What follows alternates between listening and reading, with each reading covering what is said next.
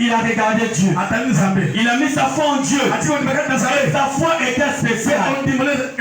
Parce qu'à chaque instant, lorsqu'il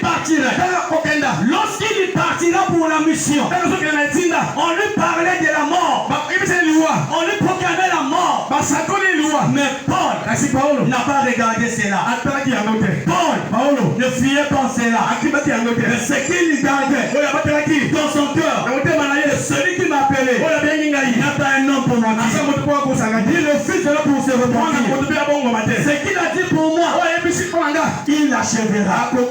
Ce qu'il a commencé, il achèvera. Mon bien-aimé, mon ami, lorsque Dieu commence avec toi, quel que soit ce que tu regardes, quel que soit ce que tu vois au cours de ton chemin, ne perds pas l'espoir. Le bon Dieu dit, j'ai dit ceci.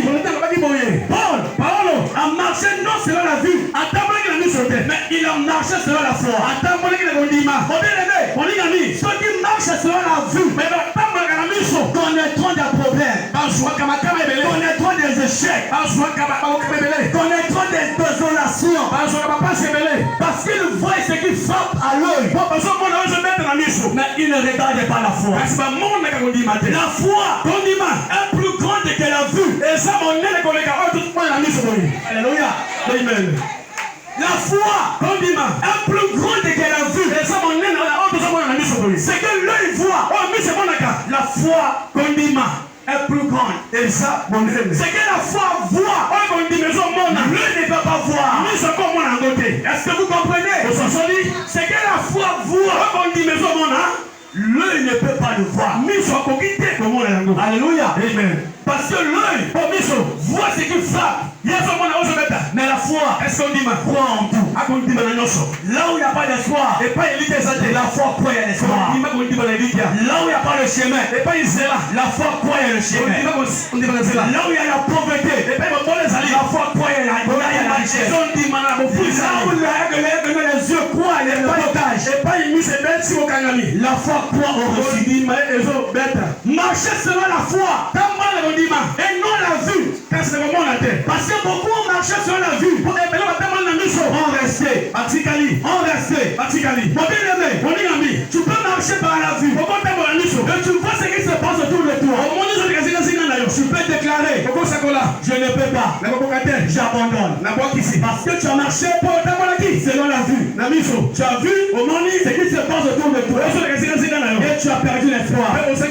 C'est pour ça, mon bien-aimé, celui qui croit en Jésus, quel que soit ce qui se passe dans ce monde, la guerre, les tribulations, les persécutions, si tu marches sur la vue, la foi n'aura pas de place. Mais quand tu le verras, tu diras, Dieu a déjà parlé de cela.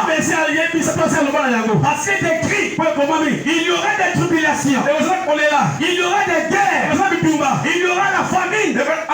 Mais toi tu le sais déjà. Et tu ne marches pas selon cela.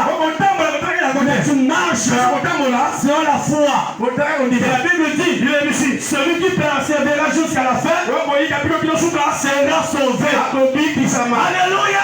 Amen. Alléluia. Amen. Mon bien-aimé, Paul, en face des Juifs, des gens de la maison, alléluia, amen, qui ont en train de persécuter leur frère, Paul était aussi de leur, parce qu'il croyait en Dieu, mais il ne savait pas et la doctrine mais avoir des exploits peut changer. Et que vous avez cru hier, aujourd'hui, Dieu peut le changer. Mais ils ont mis à accuser Paul par rapport à ce qu'il disait, par rapport à ce qu'il faisait. Et voilà, mon bien-aimé, Paul a gardé la foi. Paul n'a pas partagé sa foi avec ceux qui étaient avec lui, il a gardé sa foi. Il a mis sa foi en place. Il savait, même si je suis accusé d'injuste, les gens de la maison, mais le Seigneur est avec moi. Je ne partagerai pas ma foi. Même si on me présente la mort, je ne lâcherai pas. Je n'abandonnerai pas. Même si on me présente une paix, je n'abandonnerai pas le nom de Jésus. Même si on me proclame la mort, s'il s'agit de mourir, je mourrai. Alléluia. Alléluia. Est-ce que mon bien-aimé, est-ce que toi tu as gardé la foi? Tu n'as pas gardé la foi. On peut te parler aujourd'hui.